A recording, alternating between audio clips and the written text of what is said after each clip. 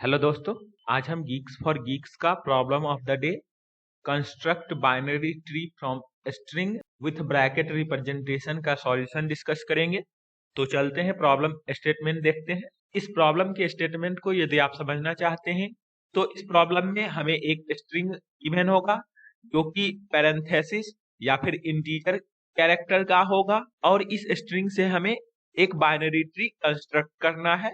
और ये जो स्ट्रिंग होगा ये सबसे स्टार्टिंग में इंटीजर होगा उसमें, और उसके बाद एक या फिर दो पेयर ऑफ पैरेंथेसिस होंगे क्योंकि ये इंटीजर वैल्यू उस गिवन नोड का वैल्यू होगा और एक या फिर दो पेयर ऑफ पैरेंथेसिस उसके चाइल्ड का रिप्रेजेंटेशन होगा। यदि हमारे पास एक ही पेयर ऑफ पैरेंथेसिस होगा तो हमें उसको always start to construct left child, मतलब लेफ्ट चाइल्ड में ही हमें रखना है। और यदि दो होता है तब तो सिंपली लेफ्ट और राइट दोनों होगा।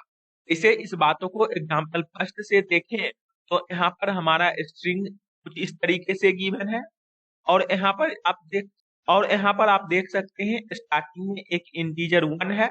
अब इसको यदि हम नोड बना लेते हैं और इसका वैल्यू 1 रख देते हैं तो आप देखेंगे कि दो पेयर ऑफ पैरेंथेसिस है जो कि हमारे पास लेफ्ट और राइट चाइल्ड का रिप्रेजेंटेशन होगा और फिर इससे हम आगे ग्रो करेंगे अपने बाइनरी ट्री को कंस्ट्रक्ट करना।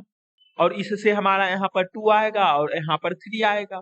इसीलिए यहाँ पर देख सकते हैं एक्सप्लेनेशन में 1 2 3 हमारा बाइनरी ट्री गिवन है। सिमिलरली एग्जांपल 2 देखें तो यहाँ पर स्ट्रिंग हमारा कुछ इस तरीके से गिवन है और इसका बाइनरी फॉर्म रिप्रेजेंटेशन कुछ इस तरीके से होगा, जिसे हम आगे समझेंगे लॉजिक के टाइम। अब इस प्रॉब्लम का कंस्ट्रेंट देखें तो स्ट्रिंग का मैक्सिमम लेंथ 10 to power 5 हो सकता है और इसे हमें सॉल्व करना है because of n time complexity using big of n extra space. तो चलते हैं इस प्रॉब्लम के लॉजिक को समझते हैं कि गिवन टाइम कम्प्लेक्सिटी और ऑक्सिलरी स्पेस में कैसे सॉल्व करें।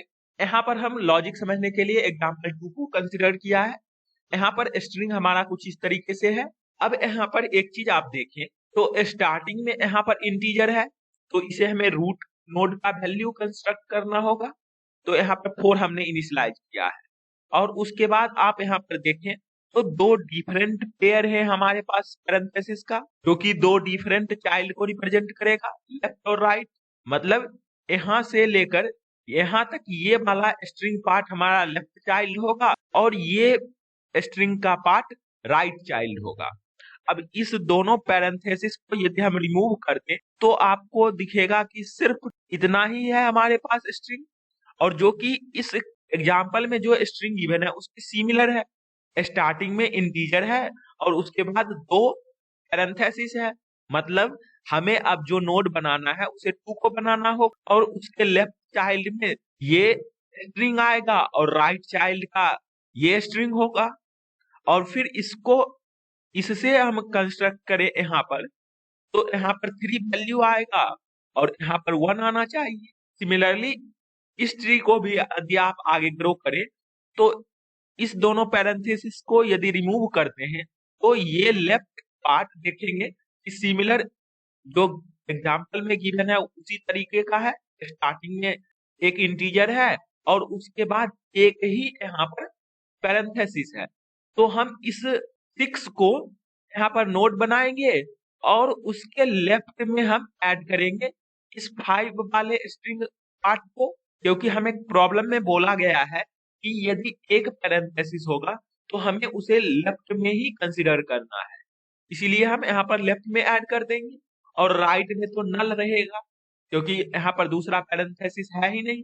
तो यहाँ पर देख सकते हैं हमारा ये जो गिवन एग्जांपल में एक्सप्लेनेशन था सिमिलर उसी टाइप का यहाँ पर ट्री आउटपुट में आया है और इसी को आउटपुट किया गया है। अब इस ट्री को थोड़ा आप ऑब्जर्व करें तो यहाँ पर देख सकते हैं यदि हमारे पास कोई एक ऐसा फंक्शन है इसमें यदि हम इस स्ट्रिंग s को पास करें और उसका इंडेक्सिंग कंसीडर करें, मतलब हम स्ट्रिंग के किस पोजीशन से किस पोजीशन तक इस गिवन नोड के ट्री को कंस्ट्रक्ट करना चाहते हैं।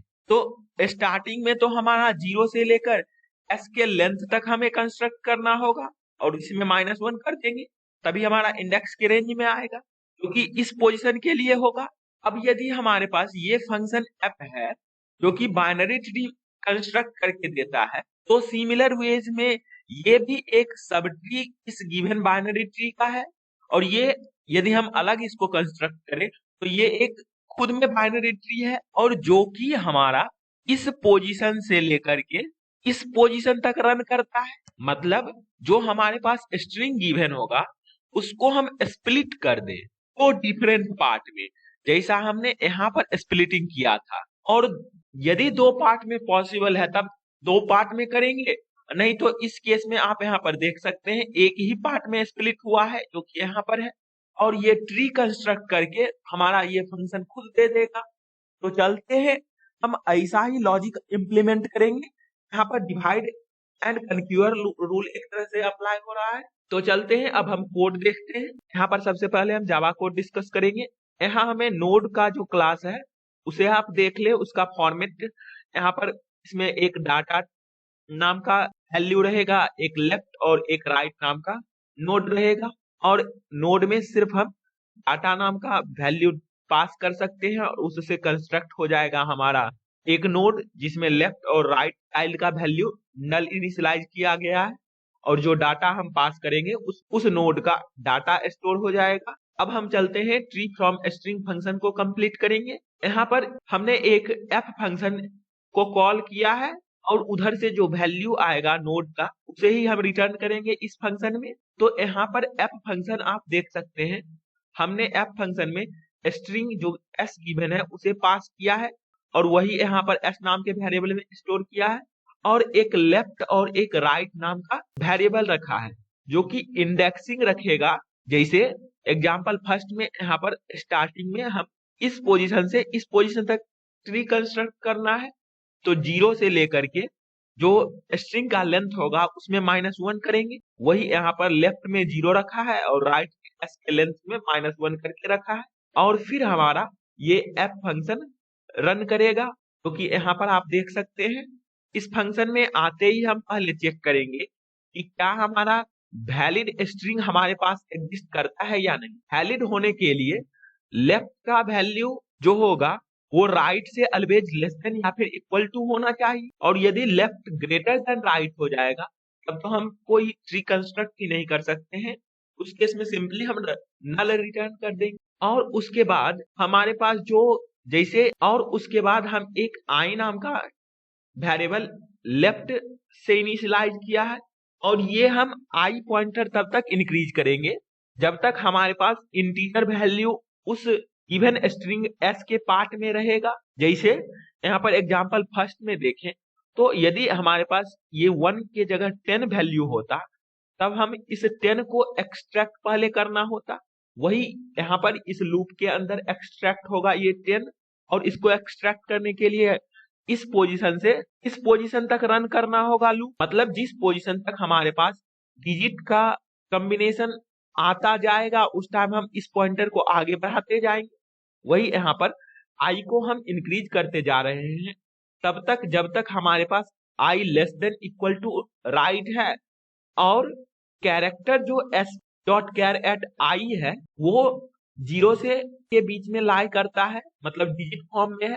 अब हम आई को इंक्रीज करेंगे, अदरवाइज ब्रेक कर जाएंगे, और उस केस में हम इस पोजीशन पर आई पहुंच जाएंगे, और हमारा इस पोजीशन से लेकर इस पोजीशन तक का सब स्ट्रिंग ही उस गिवन नोड का वैल्यू होगा जो कि 10 इस केस के लिए होगा।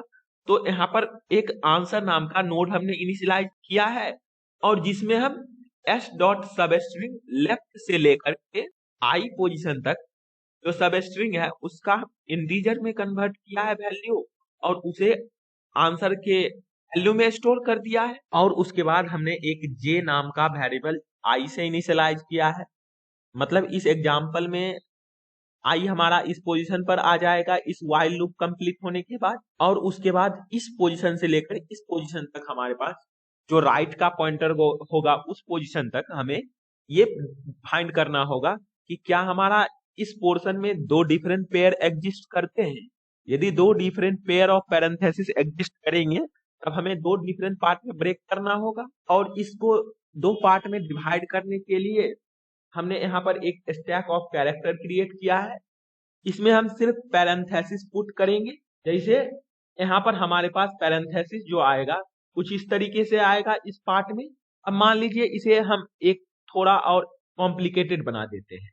तो यदि इसके अंदर ऐसा कुछ केस रहता है और इसके अंदर ऐसा रहता है तो भी ये पूरे पार्ट दो डिफरेंट पेयर में डिवाइड हो सकता है इस पोजीशन के कॉरस्पॉन्डिंग।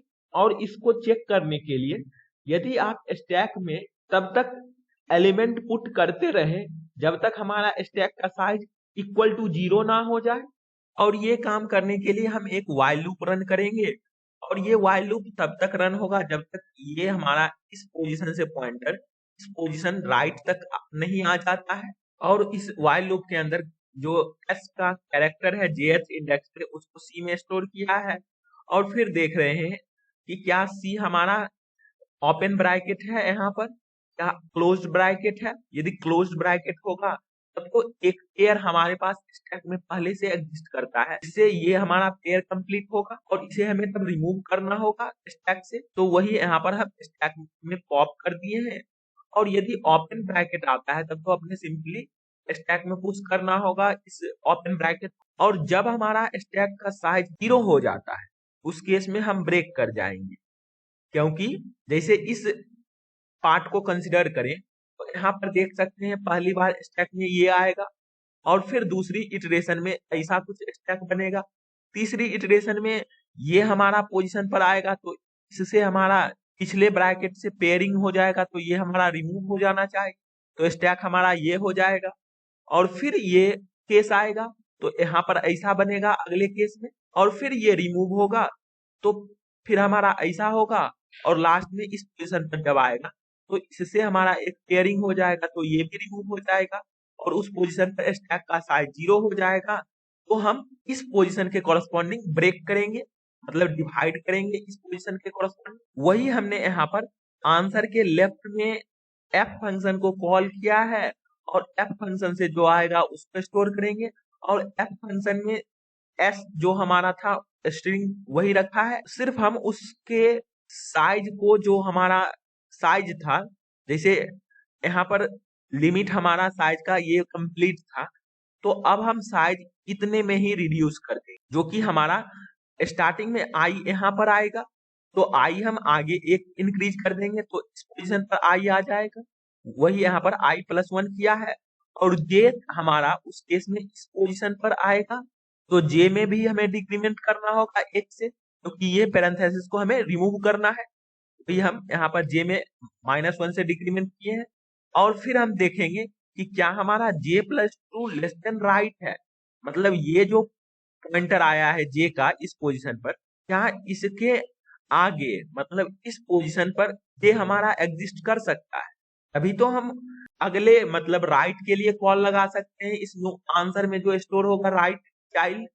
और यदि ये कंडीशन सही होता है तब हम अपने आंसर के राइट में ऐड करेंगे एफ फंक्शन से जो वैल्यू आएगा और एफ फंक्शन में हम यहाँ पर j+2 इस पोजीशन पर पॉइंटर लेफ्ट को रखेंगे और राइट पॉइंटर हमारा मान लीजिए इस पोजीशन पर था तो उसे 1 से डिक्रीमेंट करना होगा जिससे हमारा ये ब्रैकेट रिमूव हो पाएगा। वही यहाँ पर राइट में हमने 1 से डिक्रीमेंट किया है और लास्ट में इसी आंसर को हम रिमूव कर देंगे। तो इस कोड को सबमिट करते हैं और देखते हैं कि क्या ये रन करता है।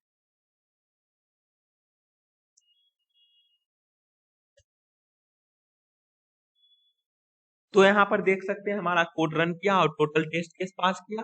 तो अब हम चलते हैं C++ कोड देखते हैं। C++ कोड भी आप यहाँ पर देख सकते हैं हमने सिमिलर वेज में लिखा है। यहाँ पर भी हमने एक एफ फंक्शन क्रिएट किया है और उधर से जो आएगा वही यहाँ पर ट्री फ्रॉम स्ट्रिंग फंक्शन में रिटर्न करेंगे। तो इस कोड को भी सबमिट करके देखते हैं और देखते हैं क्या ये रन करता है। तो यहाँ पर देख सकते हैं ये कोड भी रन किया और टोटल टेस्ट केस पास किया। तो आई होप आपको ये दोनों डिफरेंट लैंग्वेज के कोड और लॉजिक समझ आए होंगे। तो फिर मिलते हैं किसी अगले वीडियो के साथ। तब तक के लिए कोडिंग करते रहिए। Best of luck. और हम इस दोनों डिफरेंट लैंग्वेज के कोड का लिंक डिस्क्रिप्शन बॉक्स में प्रोवाइड कर देंगे तो आप वहां से चेक कर सकते हैं। और आप अपना कमेंट सेक्शन में फीडबैक जरूर दें कि इस वीडियो में क्या लैग है तो हम उसी अकॉर्डिंग अपने वीडियो को इम्प्रूव करेंगे आपके लिए। Thank you for watching this video.